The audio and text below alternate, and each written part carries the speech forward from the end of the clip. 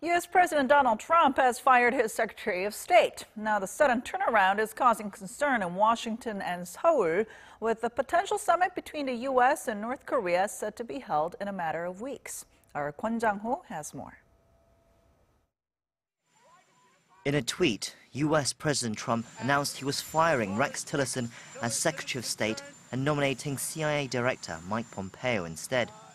There were conflicting reports over whether Tillerson was told during his trip to Africa or whether he discovered his fate from that message on Twitter. Either way, he confirmed his departure in front of the press later. My commission as Secretary of State will terminate at midnight, March the 31st. I'll now return to private life as a private citizen, as a proud American, proud of the opportunity I've had to serve my country. The sudden nature of his dismissal was unexpected, but not surprising. The relationship between Tillerson and Trump had been on the rocks for several months, and some were surprised he had lasted this long. However, there are concerns of the disarray and uncertainty that this change brings, especially with critical foreign policy issues up in the air, most urgently the landmark US-North Korea talks slated for May.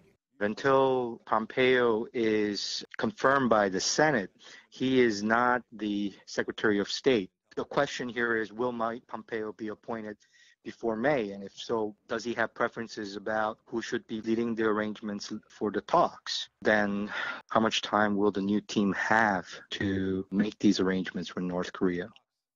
For Seoul, the immediate issue was whether Foreign Minister Kang Kyung-hwa would visit Washington as scheduled on Thursday, as she had planned to meet Tillerson.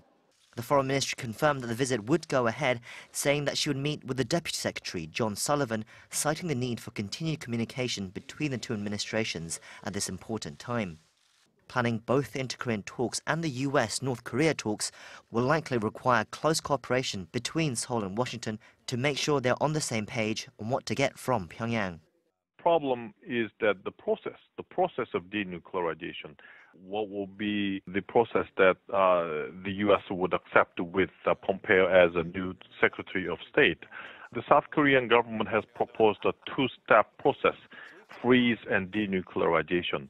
I don't think the U.S. would be satisfied with the first step for freeze.